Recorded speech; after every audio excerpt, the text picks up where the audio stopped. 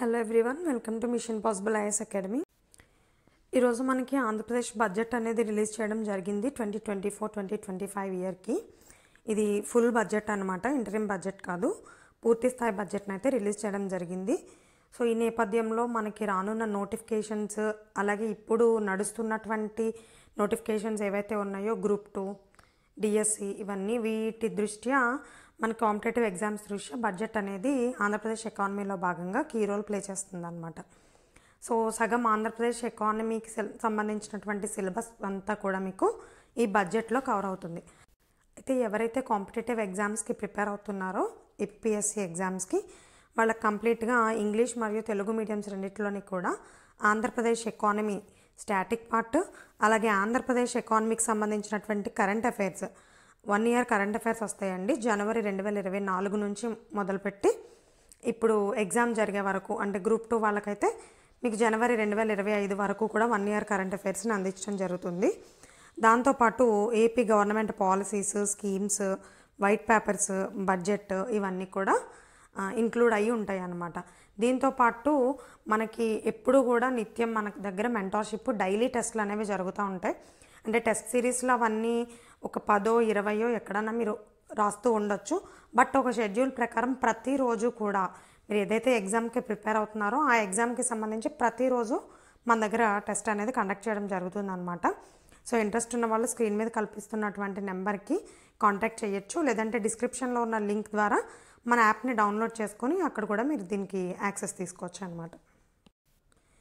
So ఈ 2024-25 బడ్జెట్కి సంబంధించి దాని ఎస్టిమేషన్స్ చూసుకున్నట్టయితే కనుక మొత్తం ఈ బడ్జెట్ని, ఇది మనకి అఫీషియల్ స్పీచ్ ఏదైతే ఉందో ఫైనాన్స్ మినిస్టర్ గారి స్పీచ్, దాని నుంచి తీసుకొని ఇవ్వడం జరుగుతుంది.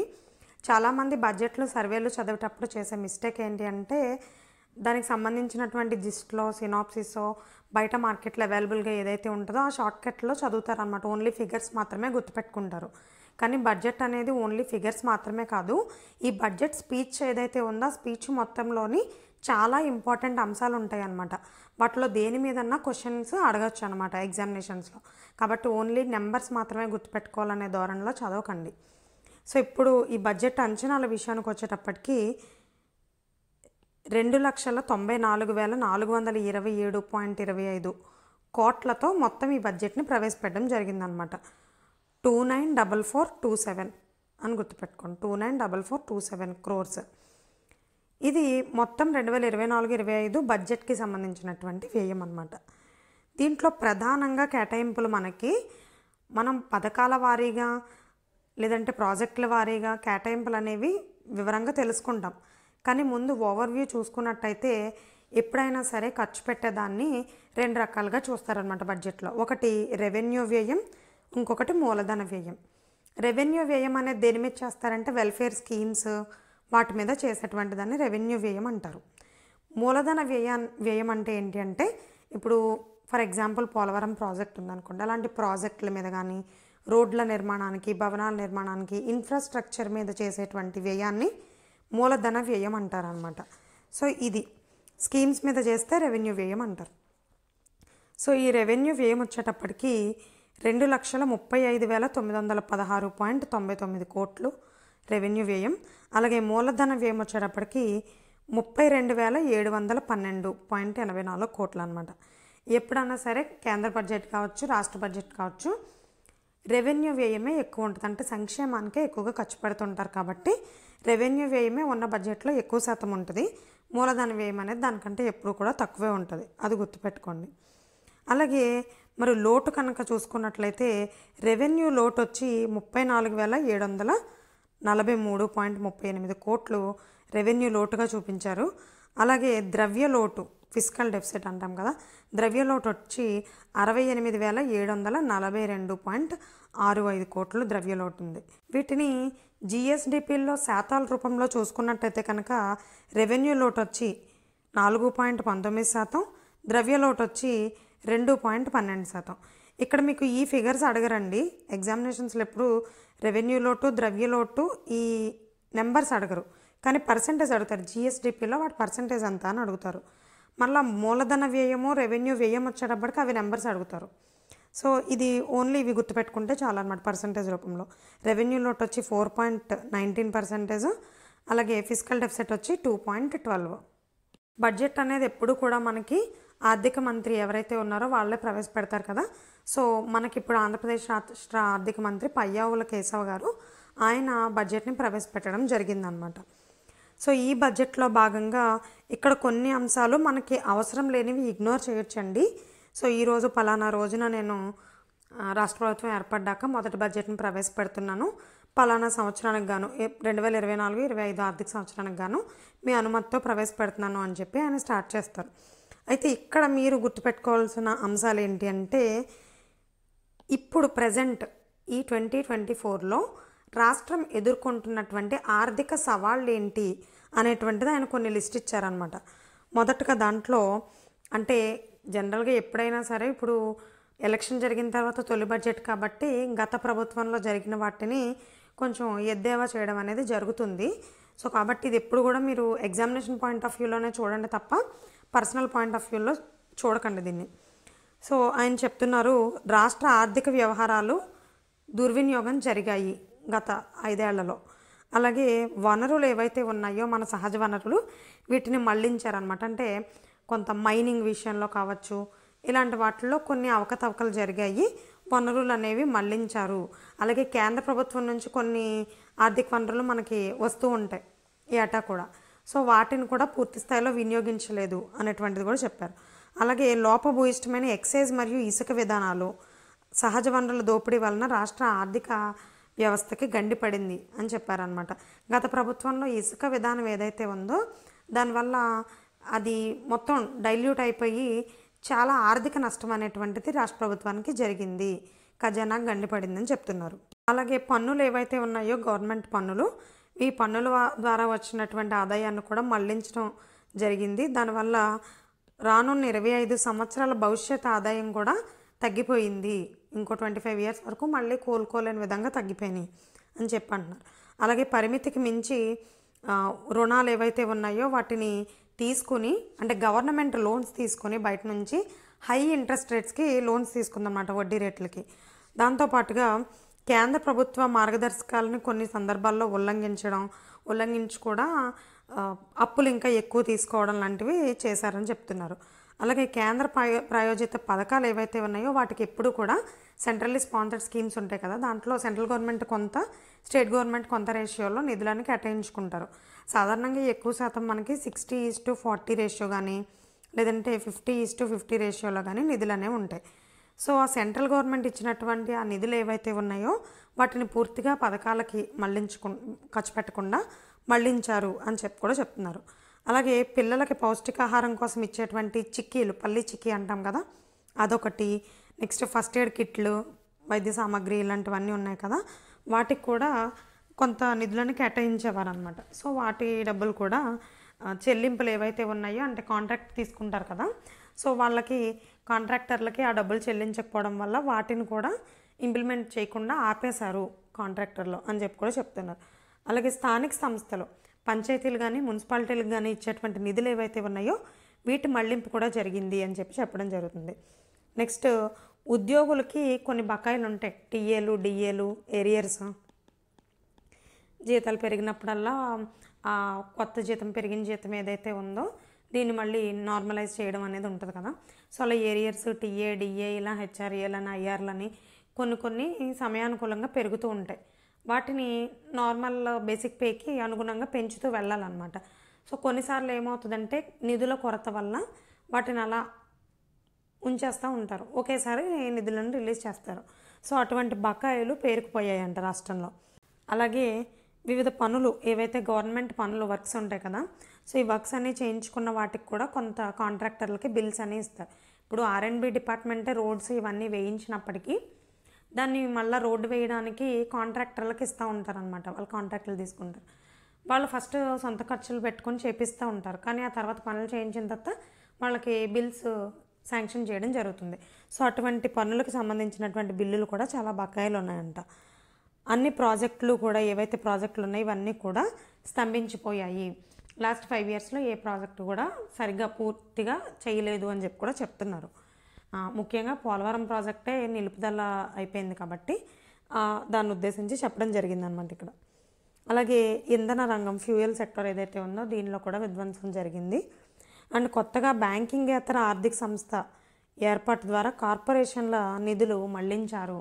అంటే నాన్ బ్యాంకింగ్ ఫైనాన్షియల్ సెక్టర్స్ ఏవైతే ఉన్నాయో వీటిని ప్రోత్సహిస్తూ గవర్నమెంట్ బ్యాంకుల దగ్గర ట్రాన్సాక్షన్స్ కాకుండా ఈ వ్యవహారం అంతా కూడా ప్రైవేట్గా జరగడంతో ఈ నిధులు ఏవైతే ఉన్నాయో ఇవి కార్పొరేషన్లకు మళ్ళీపోయినాయి అని చెప్పి కూడా చెప్తున్నారనమాట. ఈ పాయింట్స్ అన్నీ మనకి ఎందుకు ఇంపార్టెంట్, అది ప్రతిపక్షాన్ని విమర్శిస్తున్నట్టు కదా అని కొంతమందికి డౌట్ రావచ్చు.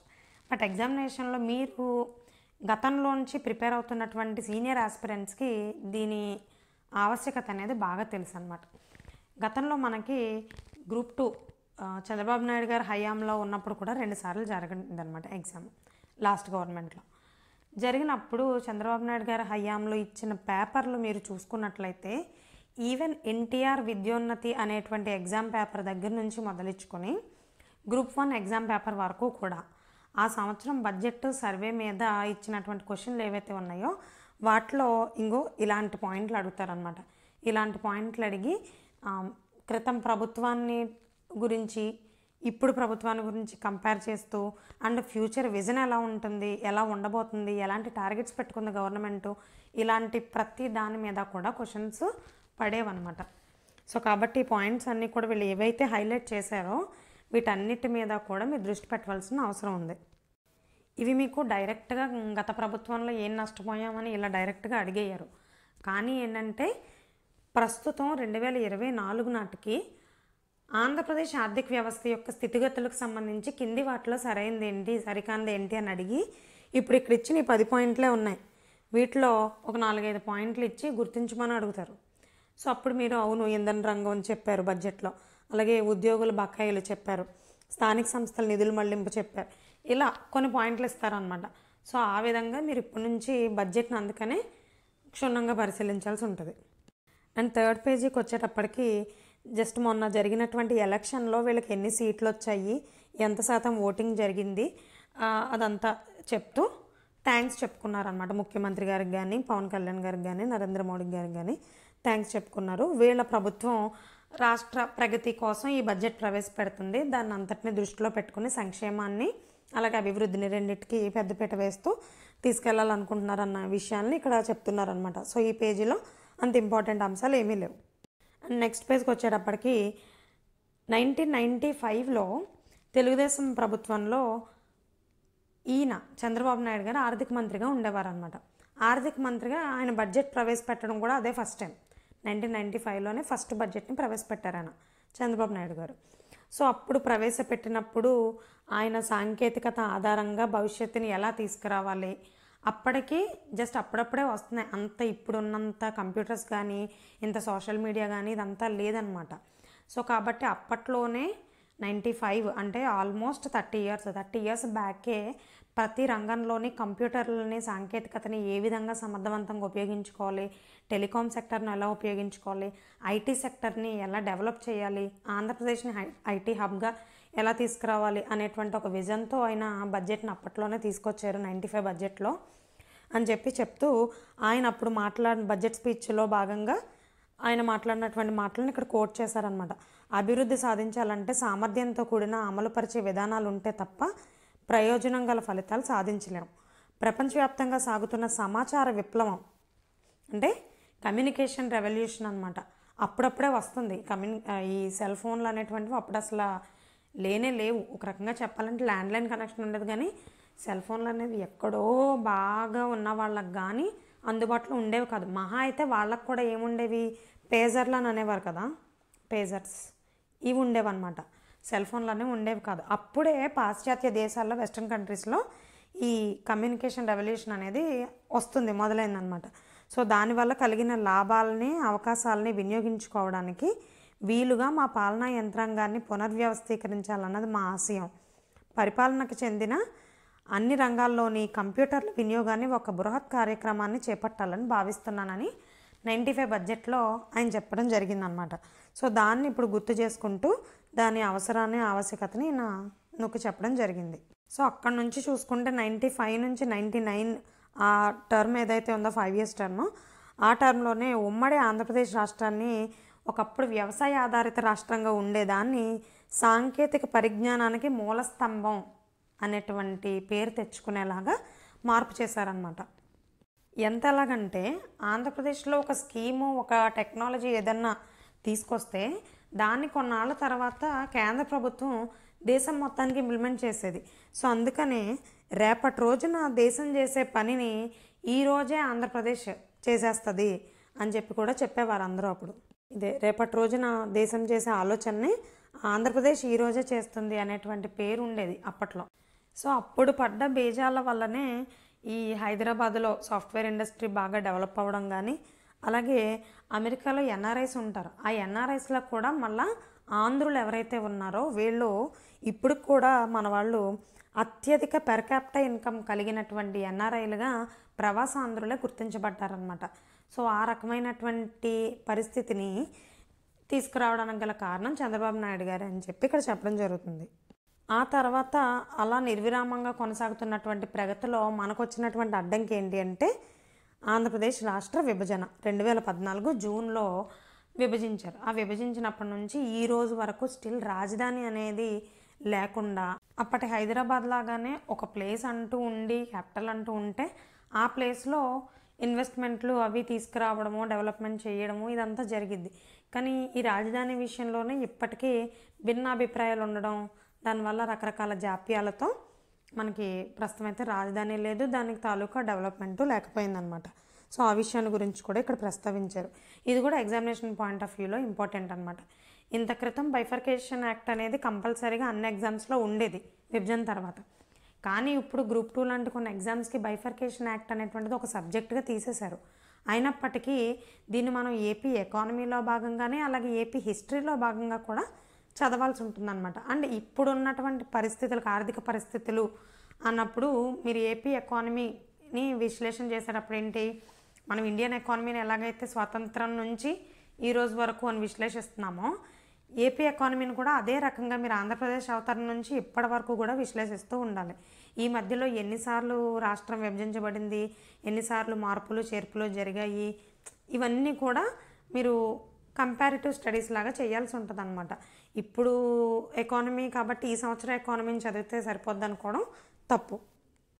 సో 2014 నుంచి 19 వరకు టీడీపీ గవర్నమెంట్లో చూసుకున్నట్లయితే కనుక Kia Motors, hero Motors, Asian paints ఇలాంటి పరిశ్రమలన్నీ కూడా ఇక్కడ పెట్టుబడులు పెట్టే విధంగా ఆకర్షించడం జరిగింది.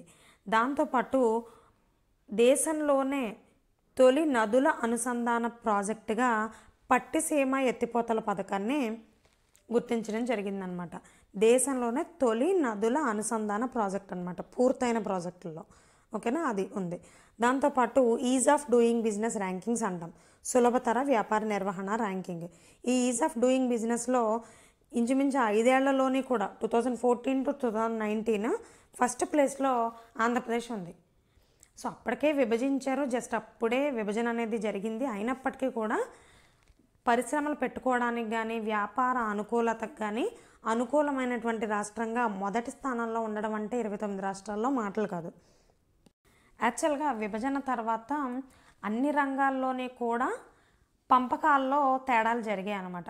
ఏంటంటే కొన్నేమో మనం జనాభా ఆధారంగా విభజించమని అడిగితే వాళ్ళు వాటిని భౌగోళిక పరిస్థితుల ఆధారంగా విభజించారు. కొన్నేమో మనం భౌగోళిక పరిస్థితుల ఆధారంగా విభజించమంటే వాళ్ళు దాన్ని రెవెన్యూ ఆధారంగా విభజించడం జరిగింది. ఇలా రకరకాల అవకతవకలు అనేవి విభజన చట్టంలో చోటు చేసుకున్నాయి అన్నమాట. అటువంటి వాటిలో ఇంధన రంగం కూడా ఒకటి చెప్పుకోవాలంటే. సో యాక్చువల్గా ఆ టైంలో 2014 నాటికి ఆంధ్రప్రదేశ్ విభజన తర్వాత ఇంధన కొరత అనేటువంటిది ఉండింది. అయితే వెంటనే ఇమీడియట్గా దానిలో కొన్ని రిఫార్మ్స్ తీసుకురావడం ద్వారా ఈ 5 years లోపలే 2018 నాటికే ఇంధన రంగాన్ని పూర్తి స్థాయిలో సంస్కరించడమే కాకుండా రాష్ట్రం సర్ప్లస్లోకి వచ్చింది, ఇంధన మిగుల్లోకి వచ్చిందనమాట. లోటులోంచి ఏకంగా మిగులులోకి వచ్చింది. నెక్స్ట్ ఇయర్ కూడా సర్ప్లస్లోకి తీసుకురాగలిగారు అనమాట ఆ రిఫార్మ్స్ ద్వారా.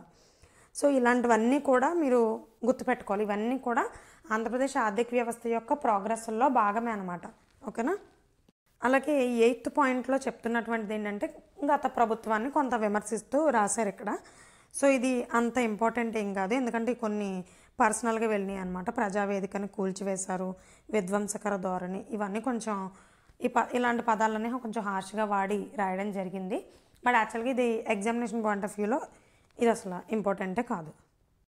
అదేవిధంగా విమర్శలో కొన్ని వ్యక్తిగతం అయినప్పటికీ కొన్ని మాత్రం నిజంగానే కొన్ని జరిగి ఉన్నాయన్నమాట. వాటిలో ఒకటి పోలవరం ప్రాజెక్ట్ నిర్మాణం ఆగిపోవడం అనేది. యాక్చువల్గా అది ఎప్పుడో మొదలైనటువంటి రాజశేఖర రెడ్డి గారి టైంలోనే మొదలుపెట్టినటువంటి ప్రాజెక్ట్ అది. సో దాన్ని అర్ధాంతరంగా ఇప్పుడు ఆపేయడం జరిగిందన్నమాట పోలవరం ప్రాజెక్ట్ని. సో అది కనుక నిజంగా పూర్తయితే కొన్ని లక్షల ఎకరాలకి, కొన్ని లక్షల ప్రజలకు తాగునీరు అందుతుంది. విశాఖపట్నం కానీ, విజయవాడ కానీ, ఈ నగరాలన్నిటికీ సరిపడినటువంటి విద్యుత్ కూడా లభిస్తుంది. ఇంకా చాలా ప్రయోజనాలు ఉన్నాయి పోలవరం ప్రాజెక్టు వల్ల. సో అయితే దానికి వీళ్ళు చెప్తున్నటువంటి కారణం ఏంటంటే డయాఫ్రమ్ వాల్ అనేటువంటిది ఉంటుంది. సో డయాఫ్రమ్ వాల్ అనేటువంటి దానికి నష్టం కలగడం వల్ల ఈ పోలవరం ప్రాజెక్ట్ అనేటువంటి తాత్కాలికంగా నిలిపివేశారనమాట. అయితే దీనిలో కొన్ని వీళ్ళు చెప్పడం ఏంటంటే సెంట్రల్ గవర్నమెంట్కి వ్యతిరేకమైనటువంటి చర్యలు తీసుకురావడం ద్వారా సెంట్రల్ నిధులు చెల్లించలేదు పోలవరం ప్రాజెక్ట్కి. సో దానివల్ల అర్ధాంతరంగా ఆగిపోయిందని కూడా చెప్తున్నాం. ఎందుకంటే పోలవరం ప్రాజెక్ట్ని ఇక్కడ మీరు గుర్తుపెట్టుకోవాల్సింది ఏంటంటే జాతీయ ప్రాజెక్టు హోదా కల్పించారన్నమాట పోలవరం ప్రాజెక్ట్కి. ఇది ఎగ్జామినేషన్ పాయింట్ ఆఫ్ వ్యూలో ఇంపార్టెంట్. ఇది ఎందుకు నిలిపివేశారు ఏంటి కారణాలు కాదు, కానీ డయాఫ్రమ్ వాల్ అయితే దెబ్బతింది. సో దెబ్బతినడం వల్ల ఆపేయడం జరిగింది. కానీ ఇది ఇక్కడ మనకి విభజనలో ఇచ్చిన హామీల ప్రకారం పోలవరం ప్రాజెక్టుని జాతీయ ప్రాజెక్టుగా గుర్తించారు. జాతీయ ప్రాజెక్ట్ అన్నదానికి పూర్తి స్థాయిలో నిధులని కేంద్ర ప్రభుత్వం చెల్లించాల్సి ఉంటుంది. కానీ రాష్ట్ర ప్రభుత్వాలు పని ఆగకూడదనే ఉద్దేశంతో అప్పట్లో 2014 to 19 ఆ 5 years పీరియడ్లో చాలా ర్యాపిడ్గా పనులన్నీ చేశారనమాట. సో ఆ చేసిన టైంలో ఏంటంటే కొంత రాష్ట్ర ప్రభుత్వమే పెట్టుకుని సొంత డబ్బులతో చేసింది. అయితే ఆ నిధులను కూడా రాష్ట్ర ప్రభుత్వం పెట్టుకున్న డబ్బులను కూడా పోలవరం ప్రాజెక్టుకు ఒకేసారి చెల్లించలేదన్నమాట కేంద్ర ప్రభుత్వం. అంటే ఆ బడ్జెట్లో ఒక 1000 కోట్లు ఈ రకంగా కొంత కేటాయించారు తప్పించి ఇంకా చాలా బకాయిలు అయితే రాష్ట్ర ప్రభుత్వానికి చెల్లించాల్సి ఉంది పోలవరం ప్రాజెక్ట్ మీద. ఇక్కడ ఈ పాయింట్ని మీరు గుర్తుపెట్టుకోవాలి. అయితే ఇక్కడ ఇంకొక విపత్కర పరిస్థితిని మనం చూడగలిగింది ఏంటి అంటే అప్పుడు నిజంగానే 2014 to 19 మధ్యలో is of doing business rankings చెప్పినట్టుగానే పరిశ్రమలకు ఇచ్చేటువంటి ఈ పర్మిషన్స్ ఏదైతే ఉన్నాయో దాన్ని సింగిల్ విండో సిస్టమ్ కింద తీసుకురావడం జరిగింది. సింగిల్ విండో కింద తీసుకువచ్చి అంతకుముందు నెలల తరబడి జాప్యం చేసేటువంటి వాటిని 30 రోజుల్లోనే పర్మిషన్స్ ఇచ్చేయాలి పరిశ్రమలు పెట్టడానికి అని చెప్పి తీసుకురావడం జరిగింది. దాంతోపాటు చాలా పన్ను రాయితీలని, నెక్స్ట్ ప్లేసు చూపించడం అని, విదేశీ పెట్టుబడులని ఆకర్షించడానికి చాలా రకరకాలు చేశారు. విదేశీ స్వదేశీ రెండు కూడా. ఆ టైంలో చాలా ఒప్పందాలు కుదిరాయి అన్నమాట చాలా పరిశ్రమలతో. అయితే మరి కారణాలు ఏవైనా కావచ్చు, లాస్ట్ 5 yearsలో అప్పుడు పెట్టుబడి పెట్టినటువంటి చాలా పరిశ్రమలు వెనకడుగు వేసి ఈ ఒప్పందాలన్నింటినీ రద్దు చేసుకున్నాయి అన్నమాట. ఇప్పుడు ఆంధ్రప్రదేశ్లో అవి పెట్టుబడి పెట్టడానికి ముందుకు రాలా.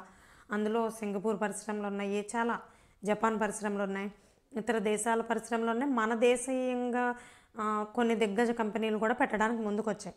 సో అవన్నీ కూడా ఇప్పుడు యాక్చువల్గా లేవన్నమాట, పరిశ్రమలు పెట్టలేదు. వాళ్ళంతా కూడా వెనక్కి వెళ్ళిపోయారు అనమాట. ఒకవేళ వాళ్ళు పెట్టుంటే ఈ రోజున మనకి ఇంత మరీ అప్పుల్లోకి వెళ్ళిపోకుండా కనీసం ట్యాక్సుల రూపంలో, కార్పొరేట్ ట్యాక్స్ రూపంలో మనకి కొంత సమకూరేది, మనకి మంచి ఆదాయం వచ్చి ఉండేది అని చెప్పి కూడా చెప్తున్నారనమాట.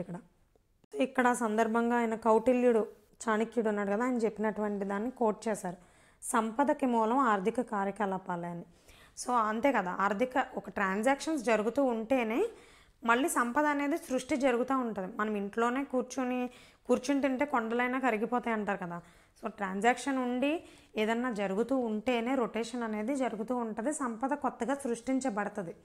సో సంపద సృష్టించకుండా అప్పు తెచ్చుకుని ఎంతసేపు తిన్నా ఇక్కడ రొటేషన్ జరగకపోతే అది వేస్టే కదా. రాష్ట్రం ఇంకా రోజు రోజుకి అప్పుల్లోకి వెళ్ళిపోతుంది అన్న ఉద్దేశంలో దాన్ని కోట్ చేయడం జరిగిందనమాట. సో అలా జరగాలంటే ఏంటి, ద్రవ్యం చలామణిలో ఉండాలి, లిక్విడిటీ అనేది జరుగుతూ ఉండాలి. సో అది జరుగుతూ ఉండాలి. అది జరుగుతూ ఉన్నప్పుడు సంపద అనేది సృష్టించబడుతుంది. అలా జరగాలంటే కొత్త ప్రాజెక్టులు, ఫ్యాక్టరీలు ఇవన్నీ కూడా రావాల్సి ఉంటాయి అన్నమాట. వ్యాపారం జరగాలి ఇక్కడ. కానీ లాస్ట్ 5 ఇయర్స్లో ఇది జరగలేదు అని చెప్పి చెప్తున్నారనమాట. సో దానికి ఇక్కడ రకరకాల కారణాలు చెప్తూ నిధుల మళ్లింపు, వనరుల మళ్లింపు, వనరుల దుర్వినియోగం, కార్పొరేషన్ల నిధుల మళ్లింపు, ఇవన్నీ రకరకాలు ఇంకా చెప్తున్నారు. సో అవన్నీ ఇందాక ఆల్రెడీ కూడా లిస్ట్ అవుట్ చేశారు కాబట్టి సో ఇంక మళ్ళీ మీరు దాన్ని ఎక్కువ స్ట్రెస్ చేయాల్సిన అవసరం లేదు, అంత ఇంపార్టెంట్ కాదు. సో దీంట్లో భాగంగా ఇక్కడ ఒక అమౌంట్ ఇచ్చారు మనకి.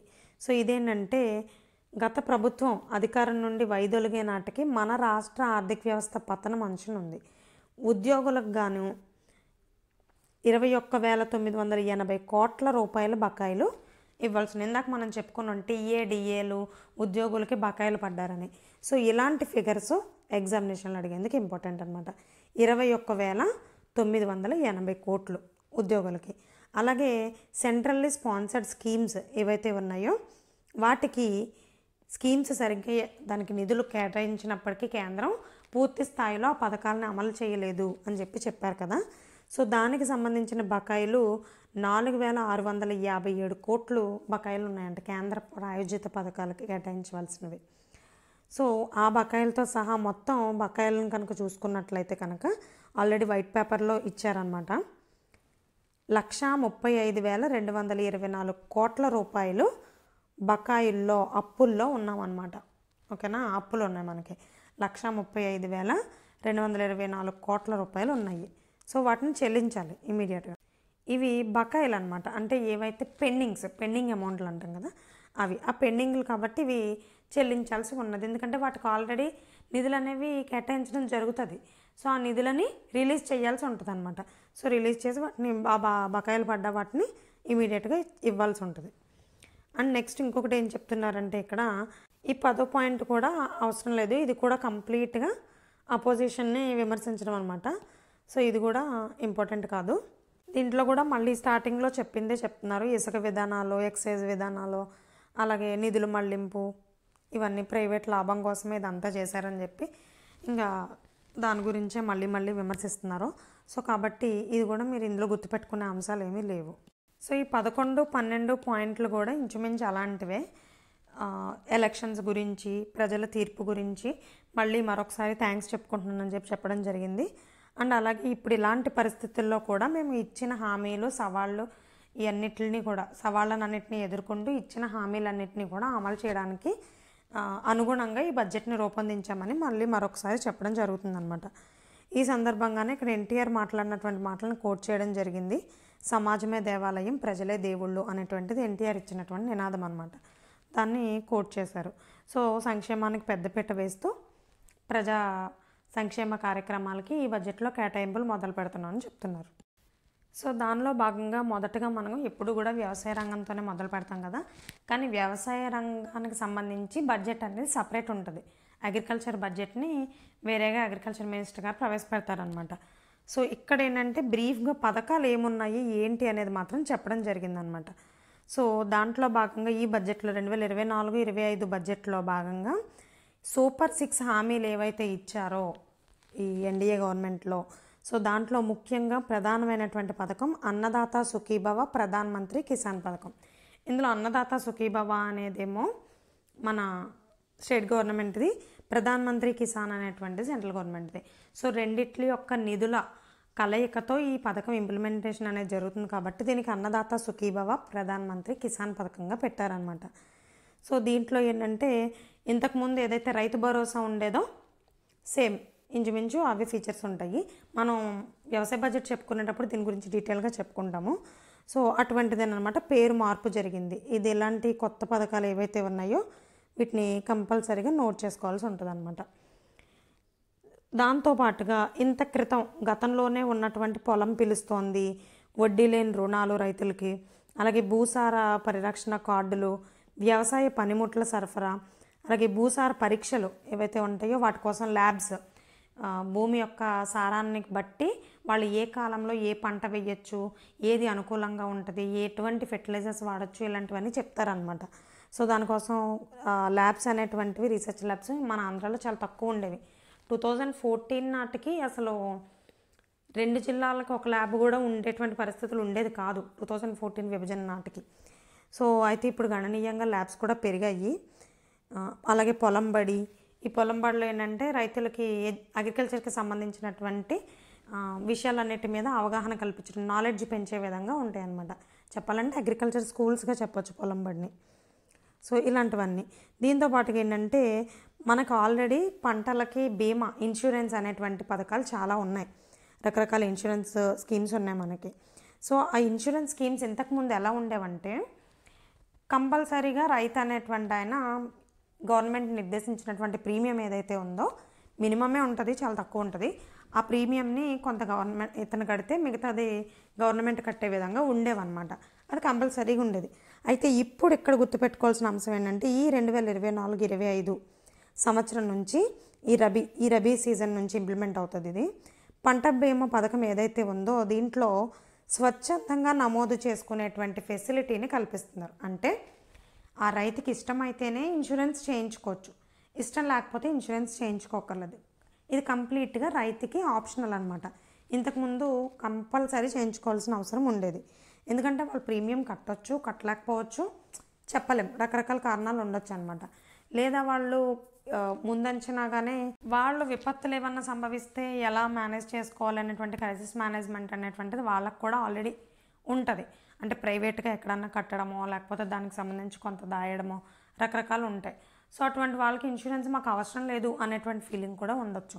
సో ఎవరైతే అవసరం లేదనుకుంటారో వాళ్ళు ఈ సంవత్సరం రబీ నుంచి అవసరం లేదనమాట, తీసుకోక్కర్లేదు. మిగతా వాళ్ళంతా మాత్రం తీసుకోవచ్చు అనమాట, అది ఆప్షనల్. అలాగే పశు సంవర్ధక శాఖ అగ్రికల్చర్కి సంబంధించి కొన్ని ర్యాంకింగ్స్ ఇవ్వడం జరిగిందనమాట. సో మనకి అగ్రికల్చర్ ఎంత ఇంపార్టెంటో యానిమల్ హస్బెండరీ కూడా ఈక్వల్లీ ఇంపార్టెంట్. అండ్ యానిమల్ హస్బెండరీలో దేశంలో ఉన్నటువంటి 29 రాష్ట్రాల్లోని కూడా మనం ఎప్పుడు టాప్ 1 నుంచి 5 లోపు ర్యాంకింగ్స్లోనే ఉంటాం, టాప్ ర్యాంక్స్లో ఉంటాం అనమాట. సో ఇక్కడ ఈ సంవత్సరం మరి సర్వే రిలీజ్ చేయలేదు కాబట్టి మనకి ఇక్కడే సర్వేలో ఇవ్వాల్సిన అంశాలు కూడా చెప్పడం జరిగింది. చూడండి, కోళ్ల పెంపకం, పశు సంపద, ఈ రెండు కూడా మన రాష్ట్రంలో మంచి ఇది ఉన్నటువంటి అంశాలన్నమాట.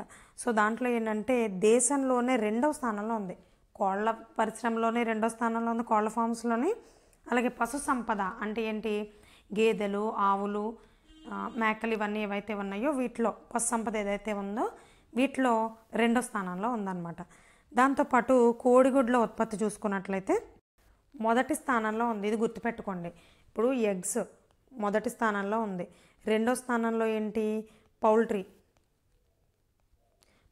ఫార్మ్స్, అలాగే యానిమల్ హస్బెండరీ, పశు సంవర్ధకం, ఈ రెండిట్లోని కూడా మనకి 2వ స్థానంలో ఉంది. ఇక 3వ స్థానం ఏం లేదు. 4వ స్థానంలో చూసుకుంటే మాంసంలో 4వ స్థానంలో ఉంది మీట్లో. 5వ స్థానం చూసుకున్నట్లయితే కనుక పాలు. ఎప్పటి నుంచో కూడా మనం పాలల్లో 5వ స్థానంలో అలా ఉంటున్నాం. ఇంచుమించు 2014-15 ఆ టైం నుంచి కూడా ర్యాంకింగ్స్ ఇవన్నీ కూడా మనం టాప్లోనే ఉంటామన్నమాట. యానిమల్ హస్బెండరీకి సంబంధించి ఎగ్స్ కావచ్చు, పౌల్ట్రీ కావచ్చు, మాంసం కావచ్చు, టాప్ 5లోనే ఉంటుంది మన రాష్ట్రం. ఇది గుర్తుపెట్టుకోండి. ఇందులో కంపల్సరీగా ర్యాంకింగ్స్లోంచి ఒకటి అడిగేందుకు అవకాశం ఉంటుంది. సో అగ్రికల్చర్ ఇన్సూరెన్స్ ఏ విధంగా అయితే ఉందో ఇప్పుడు పశువులకు కూడా ఇన్సూరెన్స్ అనేటువంటిది అమలు చేయాలి అని చెప్పి కూడా ఆలోచన చేస్తున్నారనమాట. ఎందుకంటే ఈ పశువుల మీద మాత్రమే జీవించేటువంటి కమ్యూనిటీస్ కొన్ని ఉంటాయి. అందులో యాదవాసు, కురుబాసు, కురుమలు, ఇలా కొన్ని వాళ్ళు ఏంటంటే జీవనోపాధి మొత్తం వీటిని పెంచడం, పశువుల పెంచడం ద్వారానే వాళ్ళు ప్రధాన జీవనోపాధిని పొందుకుంటారనమాట. సో కాబట్టి వాటికి కూడా ఏదన్నా వ్యాధులు అవి సోకి అకస్మాత్తుగా చనిపోతే వాటికి ఆధారం ఉండదు. సో అందుకోసం అని చెప్పి పంట బీమా లాగానే పశు బీమా పథకాన్ని కూడా తీసుకురావాలని చూస్తున్నారనమాట. అండ్ మత్స్యకారుల విషయానికి వచ్చేటప్పటికి లాస్ట్ గవర్నమెంట్లో ఎలా ఉండదంటే యాక్చువల్గా ఇంతకు ముందు నుంచి మన ఆంధ్రప్రదేశ్లో ఉన్నటువంటి ఆచారం ఏంటి అంటే చెరువుల్ని ఎవరన్నా లీజుకి తీసుకోవచ్చు. వాళ్ళు మత్స్యకారులే అయినప్పటికీ కూడా వాళ్ళు కూడా లీజుకి తీసుకునేవారు. అంటే ఫిషర్మెన్ కూడా లీజుకి తీసుకోవచ్చు చేపల చెరువుల్ని, రొయ్యల చెరువుల్ని. కానీ లాస్ట్ గవర్నమెంట్లో ఏం చేశారంటే దీన్ని కొంచెం మార్పు చేస్తూ మత్స్యకారులు ఎవరైతే ఉన్నారో ఫిషర్మెన్, వీళ్ళు ఓన్లీ సముద్రాల్లోని వాటిలోని చేపలు పట్టుకోవాలి తప్పించి ఈ చెరువులు లీజుకి తీసుకోవడానికి వీల్లేదు అని చెప్పి ఒక సర్క్యులర్ని జారీ చేశారు. సో దానివల్ల చాలామంది ఇప్పుడు అందరూ సముద్రం మీదకే వెళ్ళలేరు కదా. సో అవకాశం ఉన్న వాళ్ళు చెరువులు లీజుకి తీసుకునేవాళ్ళు. సో దాన్ని ఇప్పుడు చెరువుల మీద ఆధారపడి చాలామంది జీవిస్తున్నారు కాబట్టి వాళ్ళకి మళ్ళీ ఆ సర్క్యులర్ ఏదైతే ఉందో దాన్ని రద్దు చేసి మళ్ళీ వీళ్ళకి అవకాశం కల్పించాలి. దాంతోపాటు మనకి మత్స్యకారులు ఫిషింగ్కి వెళ్ళేటువంటి బోట్స్ ఏవైతే ఉన్నాయో వాటిని ఒక 23,000 బోట్స్ని, చేపల వేటకి వెళ్ళే బోట్లని గుర్తించి వాటికి డీజిల్ పైన ఎప్పుడు కూడా రాయితీ ఇవ్వడం జరుగుతుందన్నమాట. ఇది గత ప్రభుత్వంలో వైసీపీ గవర్నమెంట్లో కూడా ఇంప్లిమెంటేషన్లోనే ఉంది. యాక్చువల్గా చంద్రబాబు నాయుడు గారు 2014-19 పీరియడ్కి స్టార్ట్ చేశారు. అయితే వైసీపీ గవర్నమెంట్లో రాయితీని ఇంకా పెంచారు కూడా, అమౌంట్ని పెంచడం కూడా జరిగింది. నాకు గుర్తున్నంత వరకు 9 రూపీస్ వరకు కూడా ఇచ్చారనమాట రాయితీ. డీజిల్కి లీటర్కి 9 రూపీస్ వరకు కూడా ఇవ్వడం జరిగింది. అయితే ఇప్పుడు మరి ఆ రాయితీని యథావిధిగా కొనసాగిస్తారా లేదంటే రాయితీని ఇంకా ఏమైనా పెంచుతున్నారా అనేటువంటి విషయాలు ఇక్కడైతే ఇవ్వలేదు. మనం అది వ్యవసాయ బడ్జెట్లో ఏమైనా మెన్షన్ చేశారా అన్నది అక్కడ తెలుసుకోవాల్సి ఉంటుంది అనమాట. అయితే ఆ పథకాన్ని అయితే యాజ్ ఇట్ ఈస్గా కొనసాగిస్తారు అనేటువంటి దాన్ని అయితే ఇక్కడ తెలుపుతున్నారు. దీంతోపాటు కోఆపరేటివ్ డిపార్ట్మెంట్స్ అంటే సహకార రంగం ఏదైతే ఉందో దీంట్లో మనకి ప్రాథమిక వ్యవసాయ పరపతి సంఘాలు ఉంటాయి కదా, అంటే ఊర్లలో ఉండే సొసైటీలు అంటారు కదా, ఆ సొసైటీల్లో డాక్యుమెంటేషన్ అంతా కూడా ఇప్పుడు కంప్యూటరైజ్ చేయాలి మొత్తం కూడా అనేటువంటిది కూడా తీసుకురావడం ఉన్నారనమాట. ఇంకా ఫుల్లీ కంప్యూటరైజ్డ్ ఉంటుంది అనమాట. ఎందుకంటే ఇప్పటికీ అక్కడ చాలా సొసైటీల్లో పెద్ద పెద్ద రికార్డులు రాస్తూనే ఉంటారనమాట, రికార్డ్ అసిస్టెంట్స్.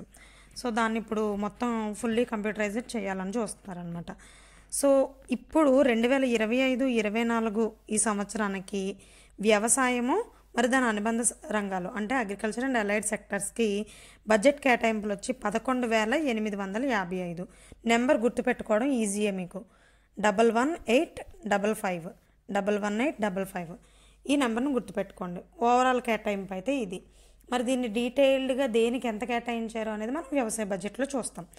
సో ఇది వీడియోలో ఎంత ఎక్కువ అవుతుంది కాబట్టి గుర్తుపెట్టుకునే అంశాలు మళ్ళీ మీకు ఎక్కువ అవుతాయి కాబట్టి ఇక్కడితో స్టాప్ చేస్తున్నాను. మిగిలిన విషయాలను మనం నెక్స్ట్ పార్ట్లో డిస్కస్ చేసుకుందాం. ఛానల్ని ఎవరన్నా సబ్స్క్రైబ్ చేసుకోకపోతే సబ్స్క్రైబ్ చేసుకోండి. వీడియో నచ్చినట్లయితే లైక్ చేయండి, మీ ఫ్రెండ్స్కి షేర్ చేయండి. And important courses and materials, test సిరీస్ల కోసం, డైలీ టెస్టుల కోసం మన మిషన్ పాసిబుల్ ఐఏఎస్ అకాడమీ యాప్ని అయితే డౌన్లోడ్ చేసుకోండి. ఒకసారి మీకు ఏదైనా యూస్ఫుల్గా అనిపిస్తే కనుక చూడండి. Thank you.